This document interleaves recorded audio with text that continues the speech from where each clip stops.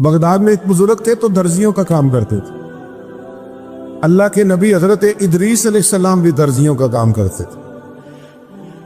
خوش ہوئے نا بات سن کے. پیشہ کوئی بھی برا نہیں. ایک برا ہے وہ ہے ہاتھ پھیلانا.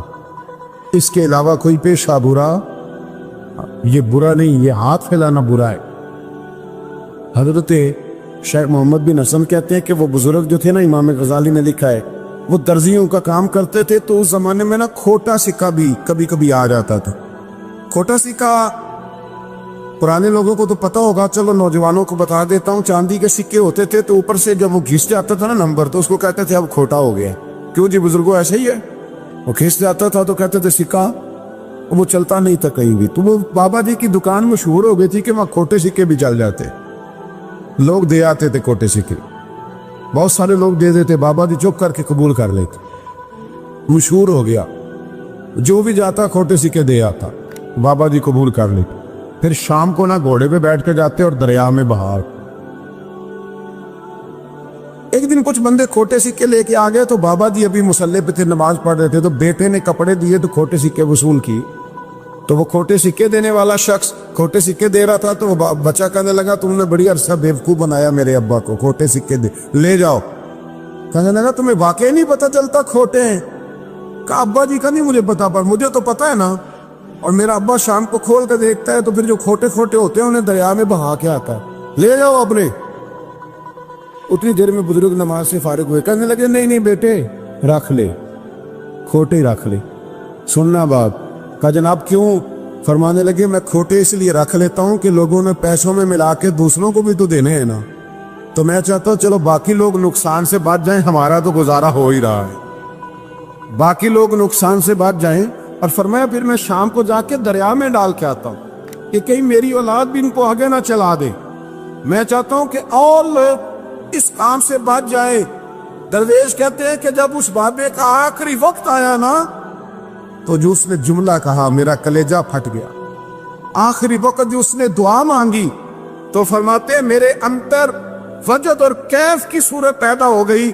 فرماتے ہیں ان بزرگوں نے اپنے آخری وقت دعا مانگی، اے اللہ میں نے ساری زندگی کھوٹے سکے قبول کیے تاکہ تیرے بندے شر سے بچ جائیں، تو یا اللہ تو بھی اس کھوٹے سکے کو قبول فرما. اللہ میں نے کھوٹے سکے قبول کیے، کھوٹے، تاکہ تیرے بندے تکلیف سے بچ جائیں. تو مالک میں بھی کھوٹا ہی ہوں، اللہ تو بھی اس کھوٹے کو قبول فرما لے. اور یہ دعا مانگ کے نہ تو کبھی روتے کبھی ہنستے. لوگوں نے کہا کیا ہوا؟ کہتے ہیں لگتا ہے رب نے کھوٹا سکہ قبول فرما لیا. لگتا ہے کہ اللہ نے کھوٹا سکہ لوگوں کو تکلیف سے بچائیں. ہمارا وجود یارو مطلب کیا ہو جائے گا 2 منٹ کے لیے سمجھ لے کیا ہو جائے. یعنی اگر آپ بڑے غصے سے باہر آئے اور پاپڑ بیچنے والے پہ آپ نے غصہ نکال لیا سارا، میں رات کی ڈیوٹی کر کے آیا ہوں تھکا ہوا ہوں اور تو پاپڑ بیچنے آ گیا، تم لوگ بڑے نالائق ہو بدتمیز ہو. آپ نے یہ سخت جملے کہہ دیے، چپ کر کے وہ آدمی معذرت کر کے گزر گیا. وہ تو سارا دن پریشان رہے گا نا کہ میری غریبی کا مذاق ہو رہا ہے. مطلب ہو کیا گیا؟ ہوا کیا اگر اس نے کوئی بات کر لی؟ ہم نے ارادہ کرنا ہے کہ ہم نے آسانیاں دینے کی کوشش کرنی، ہم نے لوگوں کو تکلیف نہیں دینی، ہم نے کسی کو آزمائش میں مبتلا نہیں کرنا، ہم نے کوئی ایسا کام نہیں کرنا جس کی وجہ سے لوگ سمجھیں کہ یہ آدمی بوجھ بن گیا. کبھی بوجھ نہ بنے. یارو معراج کی بات کرنے کا تو اب وقت آیا ہے، اس لیے کہ معراج کا سارا واقعہ تو مسجد اقصیٰ کے گرد گھومتا ہے. سبحان الذی اسریٰ بعبدہ لیلا من المسجد الحرام الی المسجد الاقصیٰ. حضور نے معراج کی رات مسجد اقصیٰ میں نماز پڑھائی تھی. اور ایک بار پھر سے طیبہ سے فلسطین میں آ، راستہ دیکھتی ہے پھر مسجد اقصیٰ تیرا.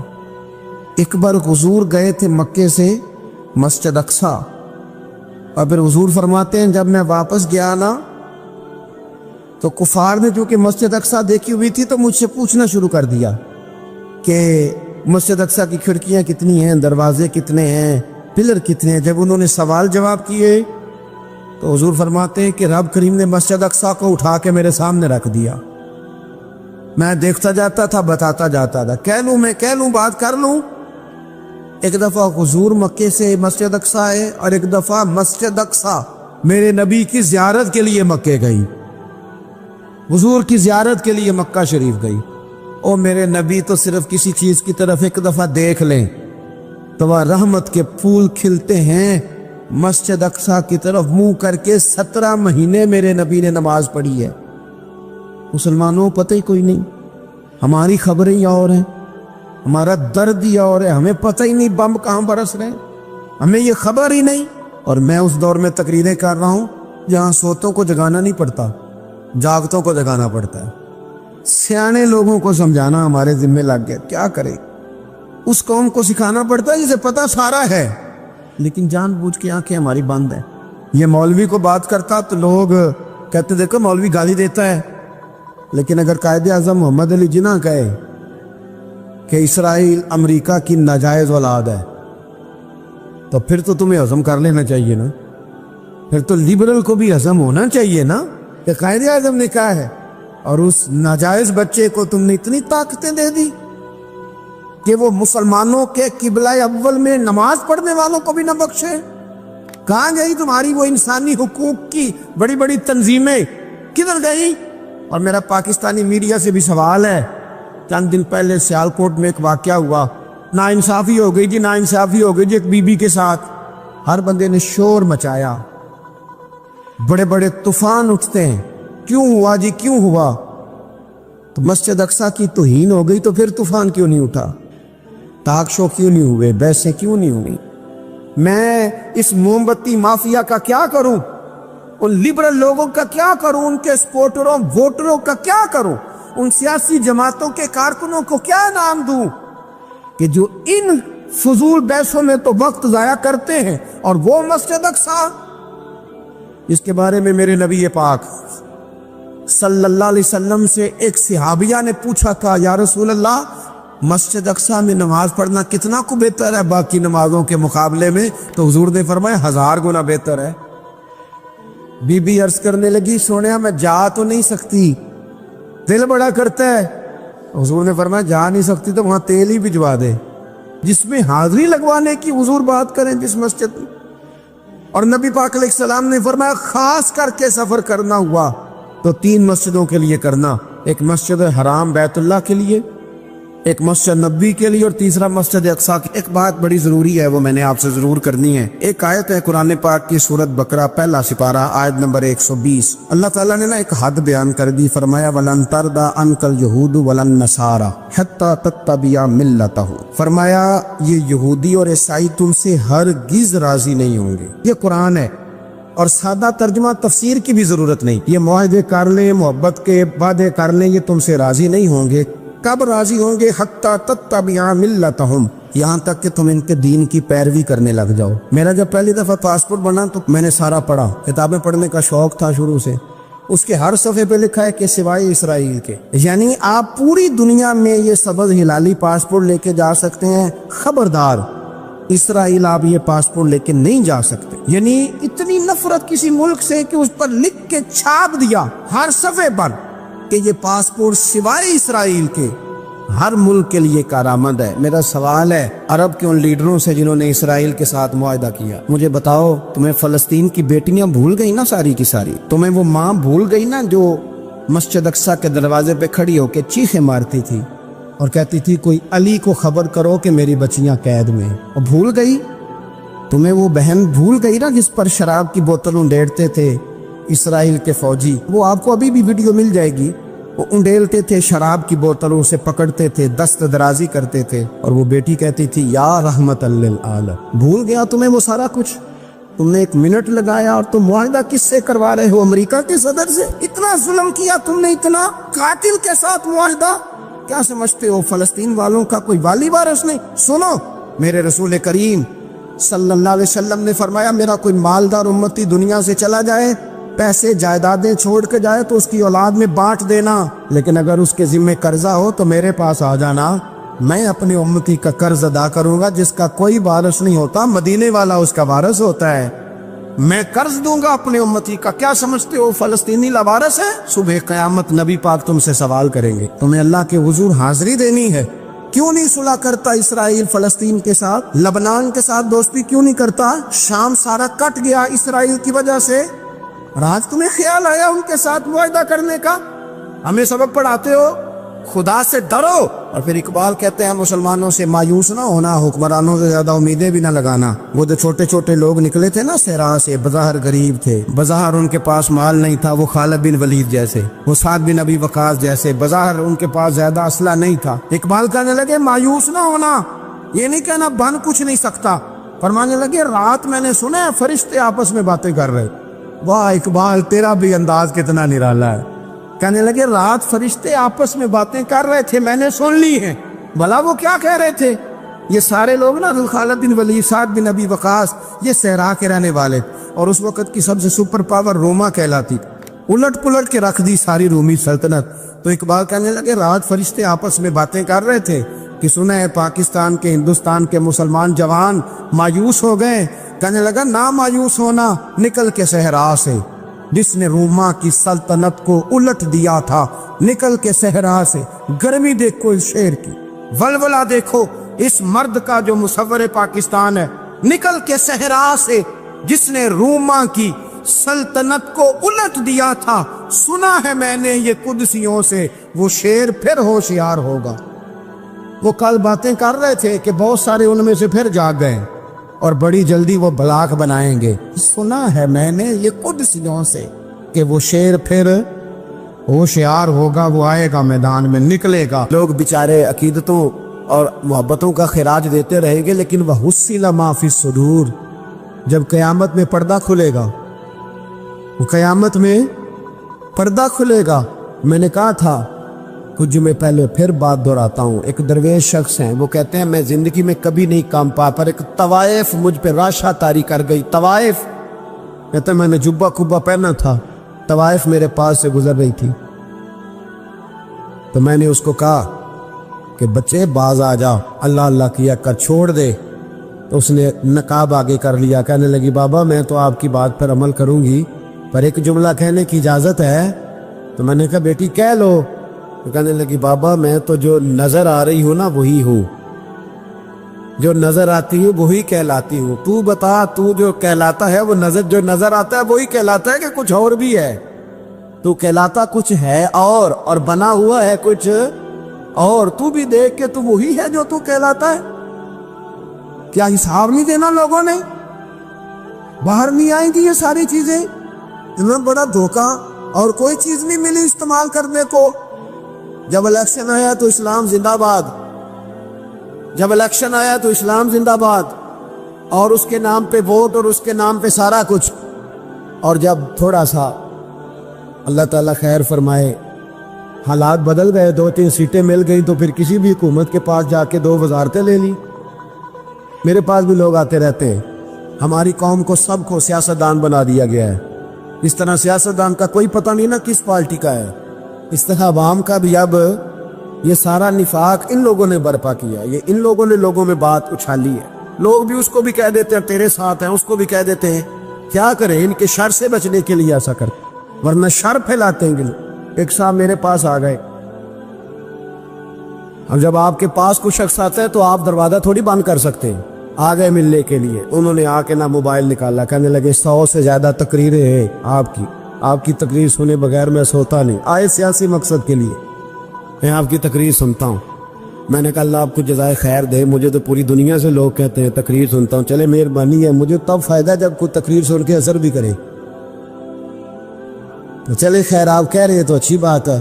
انہوں نے اس پر اور تھوڑا زور دینا شروع کیا، تو کئی دفعہ نا تکلیف ہوتی ہے کہ یار آپ کیا سمجھتے ہیں سامنے والا پاگل ہے، بیوقوف ہے، اور جو ساتھ لے کے آنے والے ہوتے ہیں وہ بھی خیال نہیں کرتے ہم کیا کہہ رہے ہیں۔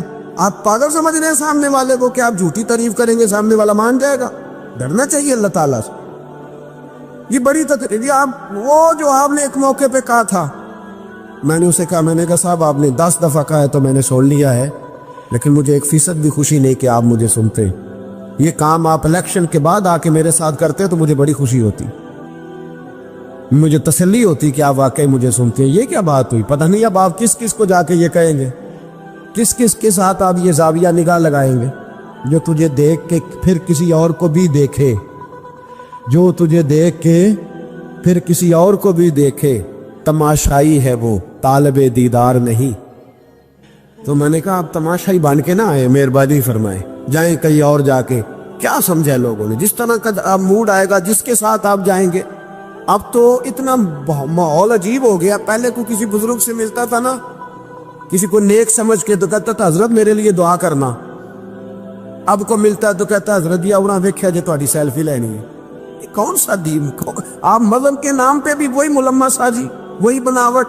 تو جب راز کھلے گا، وَحُصِّلَ مَا فِي الصُّدُورِ، جب سینوں کی چیزیں باہر آئیں، میں کہتا ہوں آج راز کھل جائے، مشکل ہو جاتا ہے، لوگ وضاحتیں دیتے پھرتے۔ جب قیامت میں راز کھلیں گے، سب سے پہلے دیندار شخص کو دیکھنا چاہیے۔ میرے نبی پاک علیہ السلام نے فرمایا سب سے پہلے جہنم میں ریاکار عالم دین کو ڈالا جائے گا۔ عالم کو سب سے پہلے دوزخ میں ڈالا جائے گا، اس لیے کہ اس نے اپنا قد اونچا کرنے کے لیے دین کو ٹیشو پیپر بنایا تھا۔ یہ تو بات ہو گئی دینداروں کی۔ ایک سیاستدان نے نعرہ لگایا، اس نے کہا روٹی دوں گا، کپڑا دوں گا، مکان دوں گا۔ ایک بعد میں پھر آ گیا، اس نے کہا تحفظ دوں گا۔ ایک تیسرا آ گیا، اس نے کہا میں فلاں کر دوں گا۔ آتے رہے لوگ، بیچارے مجبور ہیں، پریشان ہیں۔ ہمارے ملک میں پی ایچ ڈی کرنے کے بعد لوگوں نے چائے کے ڈھابے بنائے ہوئے ہیں، لوگ آزمائش کا شکار ہیں۔ کدھر جائیں؟ سیاستدان کے پیچھے لگ گئے، لوگوں نے نعرے بھی لگائے، لوگوں نے اپنی جیب سے پوسٹر بھی اس کے بلوا کے چسپاں کیے، ساری اس کے پیچھے لوگ لگ گئے۔ اب ہمیں تو نہیں نہ پتا تھا کہ وہ تو غریبوں کے جذبات سے کھیل کر اپنا قد اونچا کرنے جا رہا ہے، وہ تو ہوس اقتدار کا پجاری ہے، وہ تو صرف کرسی کے لیے لوگوں کے جذبات سے کھیل رہا تھا۔ اس نے تو اتنے زبردست نعرے اس لیے سکھائے تھے کہ لوگ میرے پیچھے لگ جائیں، کسی کی مجبوری کا نام لے کے اسے پیچھے لگا کے پھر وہ اپنے ذاتی مفادات لینا چاہتا تھا۔ اللہ فرماتے ہیں دنیا میں تو دھوکہ دے لے گا، پر وَحُصِّلَ مَا فِي الصُّدُورِ، میں راز کھول دوں گا۔ ایک حدیث سنانے لگا جو آپ نے رٹ کے یاد کر دی ہے، کر لیں گے انشاءاللہ؟ بولیے، سارے کہیے انشاءاللہ کر لیں گے یاد ماشاءاللہ سے۔ سنیں، ابو داؤد شریف میں، ترمذی میں حدیث ہے، نبی پاک علیہ السلام نے فرمایا کچھ لوگوں کی پشتوں پر اللہ قیامت میں جھنڈے گاڑ دے گا۔ پشت ہوتی ہے نا، پشت، مقعد، سرین، اس پر اللہ جھنڈا گاڑ دے گا، وجود کے ساتھ لگا دے گا۔ حدیث صحیح عرض کر رہا ہوں، حضرت انس بن مالک رضی اللہ تعالیٰ عنہ حدیث کے راوی ہے، فرمایا جھنڈا پشت کے ساتھ گاڑ دیا جائے گا، اونچا جھنڈا ہوگا قد سے۔ تو لوگ سارے کہیں گے یا اللہ یہ کون ہے، کون ہے یہ؟ تو رب کریم فرمائے گا یہ اپنی قوم کا غدار ہے، یہ اپنی قوم کا، ان کے جھنڈے یہاں نہیں لگیں گے، ان کے جھنڈے وہاں بھی لگیں گے۔ میرے نبی پاک علیہ السلام نے فرمایا غداروں کی پشتوں پہ اللہ جھنڈے لگائے، اور یہ جھنڈے لگیں گے، اور جب لوگ پوچھیں گے یہ کون ہے تو کہا جائے گا وہ یہ ہے جس کو قوم نے امانت دار سمجھ کے سربراہی دی، پر یہ غدار نکلا۔ قوم نے اعتماد کیا، امانت دار سمجھ کر یہ غدار نکلا۔ یاد رکھنا تمہارے جھنڈے لگیں گے، آج تمہاری گاڑیوں پہ سرکاری جھنڈے ہیں، آج تمہاری بڑوں بازاروں پر سرکاری جھنڈا ہے، قیامت میں تمہاری پشت پر غداری کا جھنڈا ہوگا، غداری کا۔ اور میرے نبی پاک علیہ السلام نے فرمایا غریبوں کو اللہ قوت دے دے گا، اور جو تکبر کرنے والے تھے انہیں اللہ کیڑیوں کی شکل عطا کرے گا، چیونٹیوں کی شکل، کیڑے مکوڑے بنا دے گا، اور غریب پیروں کے نیچے مسل کے جائیں۔ وقت تھوڑا رہ گیا، وَحُصِّلَ مَا فِي الصُّدُورِ، فرمایا تمہارے سینے کے سارے راز اللہ باہر نکال دے، فاش ہو جائے گی، ہر چیز کھل جائے گا، سارا آئینہ باہر آئے، تمہیں وہ سارا کچھ بھگتنا ہے۔ کتنے بادشاہ گزرے آپ کے ملک میں، کتنوں کی قبروں پہ لوگ فاتحہ پڑھنے جاتے ہیں، کتنے ہیں جن کا اب نام ہوتا ہے، تصویریں لگی ہوئی ہیں پارلیمنٹ میں، اس سے زیادہ کوئی شے؟ ختم ہو گئی بات۔ کدھر گئے ہمارے تو نوجوانوں کو یاد بھی نہیں، کیا کسی نے کمال کر لیا وزیر اعظم بن کے، کیا اس نے کر لیا؟ ختم ہو گئی بات۔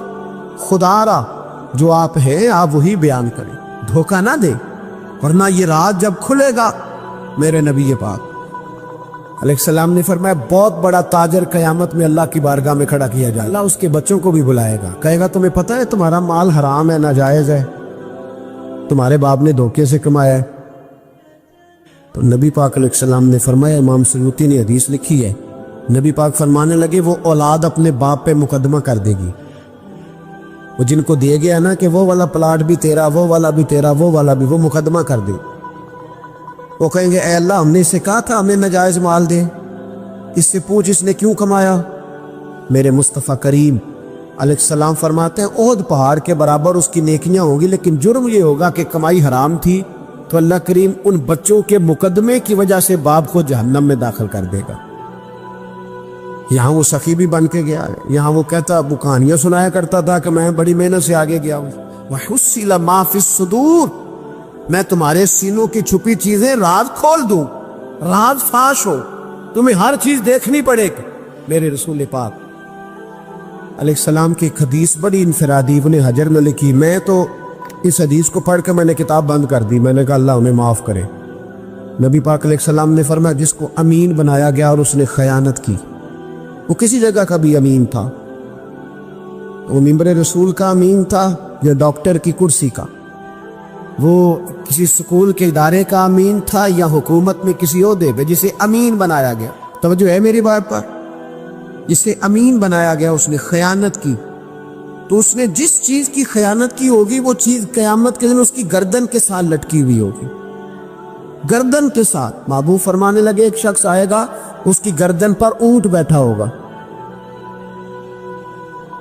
اور حدیث کے لفظ یہ ہے حضور فرماتے ہیں مجھ سے فریاد کرے گا کہ یا رسول اللہ میری مدد کرے، تو میں اسے کہوں گا میں نے تجھے سمجھایا نہیں تھا، اب تیرے بارے میں اللہ فیصلہ کرے گا. پھر ایک اور شخص آئے گا تو اس کی گردن کے ساتھ، اس نے چونکہ گھوڑے چرائے تھے تو اس کی گردن کے ساتھ گھوڑے لٹکے ہوئے ہوں گے، گھوڑے. اللہ اکبر. تو وہ فریاد کرے گا حضور میری مدد کرے. ذرا یہ چیزیں بھی جاگ کے سنا کریں. آپ شفاعت رسول کے موضوع پر نعرے لگاتے ہیں، پہلے یہ بھی تو دیکھیں نا حضور سفارش کریں گے کس کی، اس پر بھی ذرا غور فرمائیں. وہ جو سبحان اللہ ماشاءاللہ والا عنوان ہوتا ہے اس پہ کہتے ہیں ماشاءاللہ جی آج تو پتہ چل گیا جنتی ہے. وہ بھائی جنت کی سڑک پہ بھی تو چڑھنا ہے کہ نہیں، وہ رستہ بھی اختیار کرنا ہے کہ نہیں، کہ آپ کا خیال یہ ہے کہ آپ کو ہیلی کاپٹر کے ذریعے جنت میں ڈال دیا جائے، کچھ کرنا نہ پڑے. عزیز بھائی میرے نبی پاک علیہ السلام فرمانے لگے کچھ لوگ ایسے ہوں گے کہ ان کی گردنوں کے ساتھ بکریاں ممننا رہی ہوں گی، گدھے ہنہنا رہے ہوں گے. فرمایا وہ فریاد کریں گے تو میں کہوں گا تمہیں سمجھایا نہیں تھا.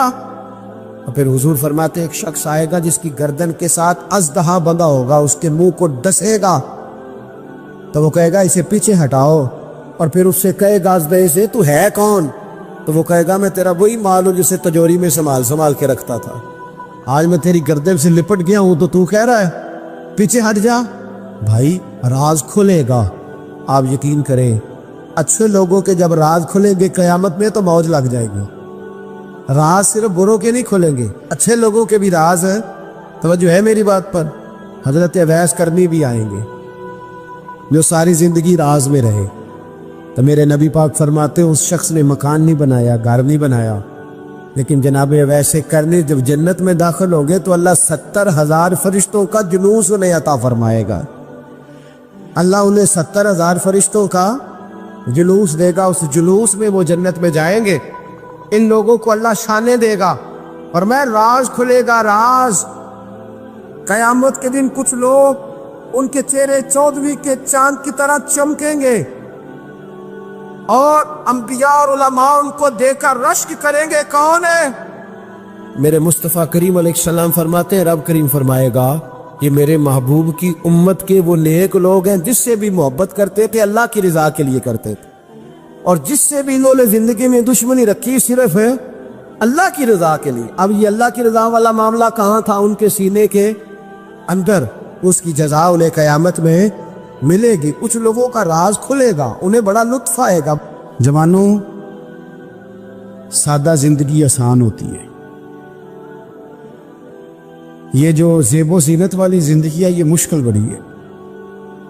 آپ یقین کریں جن لوگوں نے کپڑے پہننے ہیں نا پردے کے لیے وہ بڑے سوکھے ہیں، جو بھی مل گیا پہن لیا، اور جنہوں نے دکھانے کے لیے پہننے ہیں وہ بڑی مصیبت ہے کہ یار میں نے اتنا مہنگا جوڑا پہنا ہے کسی نے تعریف ہی نہیں کی.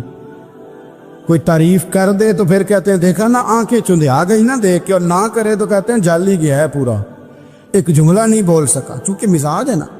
یہاں جو آدمی کھیت سے اٹھ کے آیا ہے نا چارہ کاٹتا، تو اس کو جہاں بھی موقع ملے گا اس نے بیٹھ جانا ہے، جمعہ پڑھنا نکل جانا ہے. اور جس بچے نے 4-5 ہزار بالوں والوں کو دیا نا سیدھے کر دے ذرا میرے، وہ بڑا پریشان ہے کہ میں نے اتنی محنت کی ہے کسی بندے نے دیکھا بھی نہیں. سادہ زندگی آسان ہوتی ہے، بندہ سوکھا رہتا ہے. اور جو تکلفات والی زندگی ہے، لوگ تعریف کریں، لوگوں سے کچھ، وہ مشکل ہے. حضرت مولا علی اتنی حکمت، اتنی دلیری، اتنے بڑے آدمی، لیکن ایک دن نا نبی پاک صلی اللہ تعالیٰ علیہ وسلم کو پتہ چلا کہ حضرت فاطمہ زہرا میں اور جناب علی میں کسی بات میں رائے کا اختلاف ہوا ہے. تو حضرت علی ناراض ہو کے چلے گئے، حضور ڈھونڈنے نکلے. یہ بخاری میں موجود ہے. سرکار ڈھونڈنے نکلے تو دیکھا کہ حضرت علی نا مسجد نبی کے ساتھ ننگی زمین پر ایک چادر بچھائی تھی. تو وہ جب سوئے حضرت علی تو آپ نے کروٹیں بدلی تو چادر بھی تھوڑی سی رکھ گئی، تو سارے کپڑوں کو مٹی لگی ہوئی ہے اور آرام سے حضرت مولا علی شیر خدا آرام کر رہے ہیں. میں جوانوں آپ سے کہتا ہوں یہ زندگی سوکھی ہوتی ہے. میں نے کھیت کی وٹ پہ، بننے پہ، کھیت کے کنارے پہ کسان سوتے ہوئے دیکھے ہیں، اور میں نے 1.5 کروڑ کی گاڑی میں نفسیات کے ڈاکٹر کے پاس بیٹھا وہ شخص دیکھا ہے جو کہتا ہے پتہ نہیں کیا بات ہے، نیند کیوں نہیں آتی. وہ زندگی آسان ہے، اس میں تھکاوٹ ہوئی، بندہ سو گیا جہاں جگہ میں نہیں، سو گیا. اور کچھ تڑپ رہا ہے کیونکہ وہ عادی ہو گیا ہے، یہ 2 منٹ کے لیے بند ہو گیا ایسی. تو وہ گیا. حضرت علی وہاں آرام سے، سارے کپڑوں کو مٹی لگی ہے. میں مولا کائنات کی بات کر رہا ہوں، میں شیر خدا کی بات کر رہا ہوں، میں اسد اللہ کی بات، امام المشارق والمغارب کی بات کر رہا ہوں. حضرت مولا علی اور زمین پہ، سنگیو زمین پہ آرام سے سو رہے ہیں. میرے محبوب گئے اور جا کے فرمایا یا ابو تراب، او مٹی والے اٹھ جا. کپڑوں کو مٹی لگی تھی نا، مٹی والے اٹھ جا. لفظ کیا، یا ابا تراب، او مٹی والے. حضرت علی کو ساری حیات ظاہرہ جس نے بھی ابو تراب کہا جناب علی بڑے ہی راضی ہوئے، خوش ہوتے تھے، فرماتے تھے یہ مجھے کہو، یہ میرے نبی نے مجھے کہا ہے.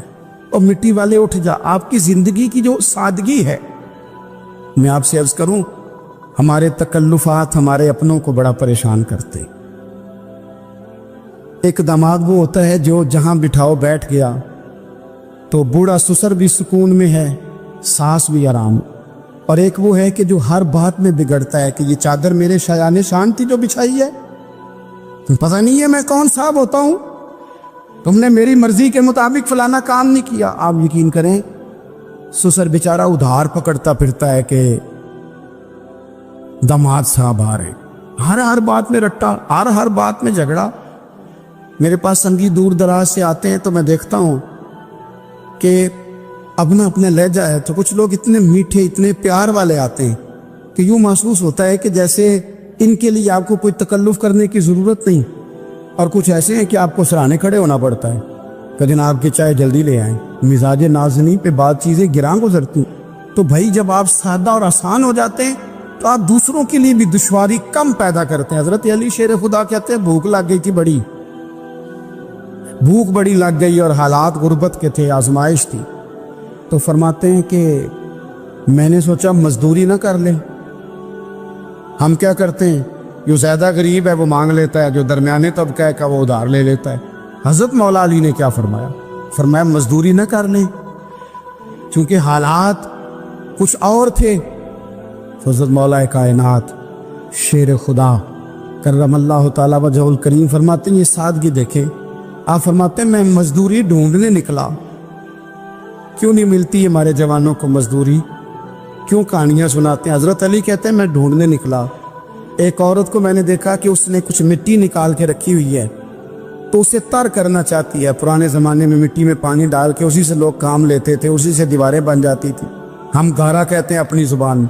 تو وہ گھارا بنانا چاہتی ہے لیکن پانی نہیں نکل رہا اس سے نا. اس نے کنویں سے پانی نکالنا، نکل نہیں رہا. تو حضرت مولا علی شیر خدا کرم اللہ تعالیٰ وجہ الکریم فرمانے لگے میں نے اس بی بی سے کہا کہ میں پانی نکال دوں، مزدوری دو گی؟ اس نے کہا میں بھی مزدوری تلاش کر رہی تھی. ایک پانی کا ڈول آپ نکالیں گے اور مٹی پہ ڈالیں گے تو ایک کھجور دوں گی. حضرت علی فرماتے ہیں گرمی بڑی سخت تھی، میں نے 16 ڈول پانی کے نکالے. 16 برتن بھر کے پانی نکالا اور اس مٹی پہ ڈالا، پھر میں ہاتھ دھو کے آیا اور اس خاتون کے پاس بیٹھا تو اس نے مجھے، او مزدورو، کمزور کمزور پڑتے ہو، پیچھے پیچھے ہو کے بیٹھتے ہو، خیال بناتے ہو کہ ہم کوئی کمزور لوگ ہیں، یہ دیکھو میں کن کی بات کر رہا ہوں، جن کا پیار ایمان ہے، جن کی محبت ایمان ہے۔ حضرت مولا علی شیر خدا تمہیں سبق دے رہے ہیں کہ حکمت، دانائی، بہادری اور پھر سادگی۔ مجھ سے کئی دفعہ لوگ پوچھتے ہیں آپ کے والد صاحب، تو میں نے کبھی جھجک کے نہیں بتایا، نہیں میرے ابا پروفیسر نہیں تھے، میرے ابا پیر نہیں تھے، میرے والد صاحب جو تھے وہ عالم نہیں تھے، لیکن مجھے فخر ہے جب ان کا انتقال ہوا اور میں نے غسل دے رہا تھا تو اس وقت بھی ان کے ہاتھوں پہ چھالے تھے، اس لیے کہ وہ مزدور تھے، وہ محنت کرتے تھے، انہوں نے جیبیں کاٹ کے روٹی نہیں کھائی، انہوں نے ہمیں جو کما کے کھلایا ہے وہ محنت اور مزدوری کا ہے۔ میں ناز سے کہا کرتا ہوں الحمدللہ میں کسان کا بیٹا ہوں، میں اس کا بیٹا ہوں جو دھرتی کا سینہ چیر کے اناج اگاتے تھے۔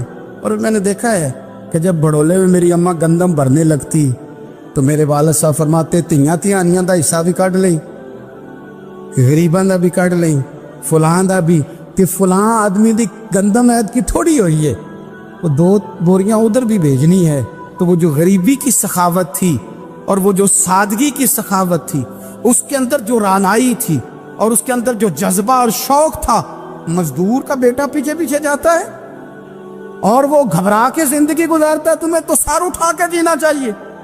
اس لیے کہ حضرت مولا علی شیر خدا کہتے ہیں میں مزدوری کر کے کھجوریں کما کے لایا، اور لا کے نہ تو میں نے اکیلے نہیں کھائی وہ، کیونکہ قحط کا دور تھا، حالات اور تھے، فرماتے لا کے حضور کو پیش کی۔ میں نے کہا حضور یہ کھجوریں ہیں، تو کریم نے پوچھا کہاں سے آئی ہیں؟